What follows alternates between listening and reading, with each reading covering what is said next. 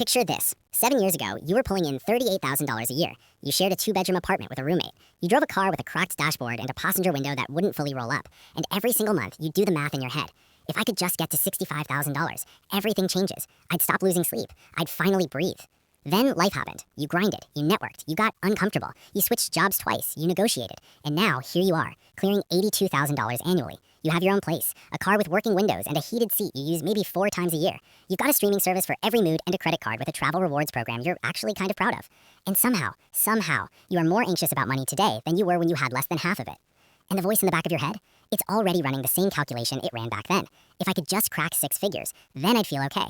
My name is Marcus, and I've become a little obsessed with why financial progress so rarely produces the peace it promises. If you've ever felt like you're winning on paper but stressed in real life, stick around. What I'm about to break down might be the most important thing you hear about money all year. Here's what nobody tells you at the beginning. The feeling you're chasing doesn't actually exist at a higher income level. It existed right now, in this moment, if you knew how to access it. This is called hedonic adaptation, and it's been quietly dismantling your financial happiness for your entire adult life. The term traces back to psychologists Philip Brickman and Donald Campbell, who in the late 70s began documenting something that felt almost too cynical to be true, that human beings adapt to positive changes in their lives far more rapidly than they ever anticipate. We return to a kind of emotional baseline, neither euphoric nor destroyed, with surprising consistency, regardless of what happens to us materially.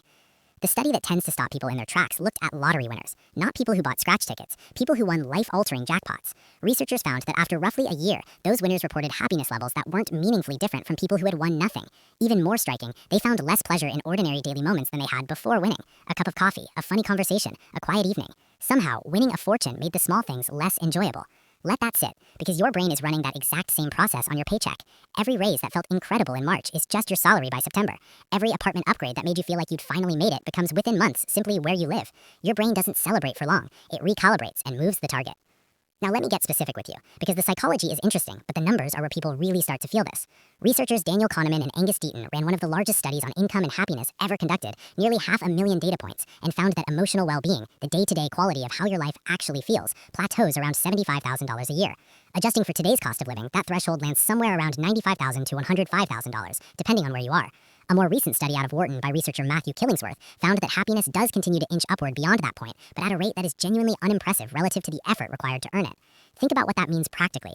The jump from $45,000 to $90,000 might move the needle on your daily well-being by, let's call it 18 points. The jump from $90,000 to $180,000, maybe 4 or 5 points. You doubled your income again. Your taxes got more complicated, your time became more consumed, and the emotional return was roughly 1/4 of what the first doubling gave you. This is diminishing returns, applied not to some abstract investment portfolio, but to the hours of your actual life you're spending to earn money. Let me show you how this bleeds into your bank account in ways that are almost invisible until you add them up.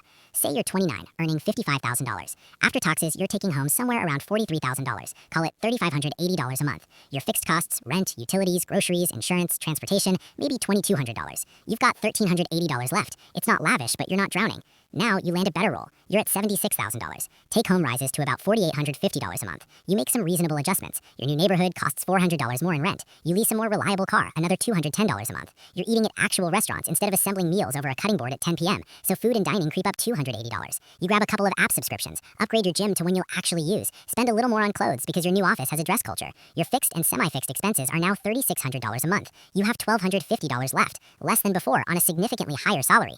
This is lifestyle inflation, and it is not a budgeting failure. It is the physical expression of hedonic adaptation. According to a 2023 Bank of America report, more than half of Americans earning between $100,000 and $150,000 describe themselves as living paycheck to paycheck. Over a third of people making above $200,000 say the same. These are not people in genuine financial distress. These are people on a faster treadmill, wearing their shoes, looking up at a horizon that never gets closer. So what do you actually do?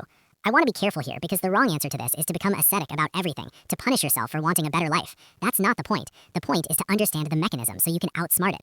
First, understand the difference between intentional spending and automatic upgrading. There is a version of getting a nicer apartment that is conscious. You've thought about it. It aligns with how you genuinely want to live, and you've decided it's worth it. And then there's the version where you get a raise and you upgrade because that's simply what upgrading people do. The happiness return on those two decisions is very different. The same square footage, the same monthly cost, but one was chosen and one just happened. Second, learn what researchers call the experiential advantage. There's a consistent and robust finding across psychology. Experiences generate more lasting well-being than possessions. The reason isn't mysterious. Experiences live in memory. You don't habituate to a memory the way you habituate to a sofa. Experiences involve other people, and human connection is one of the most reliable predictors of life satisfaction. And experiences become woven into how you understand yourself. You're the person who did that thing, who went there, who learned that. A car is just a car 3 months after you buy it. The financially counterintuitive part is that experiences are often dramatically cheaper than the material upgrades people make instead. A long weekend road trip with people you care about might cost $300. The truck you bought partly to feel like someone who takes road trips cost $52,000. A pottery class costs $90 and might give you genuine joy for years. The kitchen renovation you kept telling yourself would make cooking more enjoyable cost $18,000, and you stopped noticing it before the contractor had even cleared his tools. Third, and this one is counterintuitive enough that most people resist it, happiness lives in the process, not the arrival. Psychologists call it the arrival fallacy, the belief that once you reach a specific milestone, an emotional state you've been waiting for will finally be available to you. Once I pay off the car, once I hit 100K, once we own a home, once I'm financially free. The anticipation of a trip outperforms the trip in self-reported happiness. Building something produces more sustained satisfaction than finishing it. The months of training before a race tend to be more emotionally rich than the race itself. This means that if you are holding your contentment hostage to a financial number, telling yourself you'll feel okay once something, you're trading the part of life where happiness is actually available for a destination where it won't show up the way you imagined.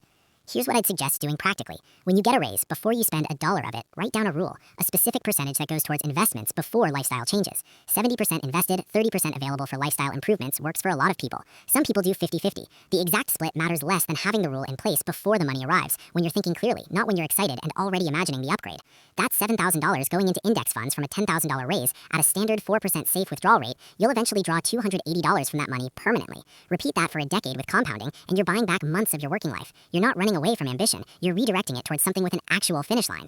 Second, deliberately reverse engineer gratitude. Stoics called it negative visualization, and it works. Once a week, spend 10 quiet minutes imagining that you've lost your job. Your income drops back to what it was 4 or 5 years ago. You're moving, you're selling things, you're restarting. Feel the reality of that. Then open your eyes and look at where you actually are. That gap between the imagined loss and the present reality is where gratitude lives, and gratitude is the only thing that reliably slows the treadmill without requiring a single external change. Here's the thing about the hedonic treadmill that I actually find oddly comforting once you sit with it. It wasn't built to ruin your life. It was built to keep ancient humans motivated in a world where more resources genuinely meant more survival, more food, more shelter, more safety. The problem is that we're now running that same primordial drive inside a modern economy, specifically engineered to exploit it. Every advertisement you see is in the business of convincing you that your adopted baseline isn't good enough, that satisfaction is one purchase, one upgrade, one income level away. Your brain, bless it, finds that message credible every single time, because it's never stayed satisfied with anything for long. That's the program. But here's what's also true. You have the capacity to observe that program running, to name it, to ask, is this desire mine or is it the machine? Is this upgrade something I genuinely want, or is it what happens next on autopilot? The treadmill doesn't stop by itself, but you can step off. Not by wanting less, not by abandoning ambition, by getting honest about what you actually want your life to look like, and then refusing to let a number on a paycheck become the thing you're living for. If this reframed how you're thinking about your income and your life, hit the like button and subscribe. I put out content every week that tries to take the psychology of money seriously instead of just recycling the same hustle gospel. See you next time.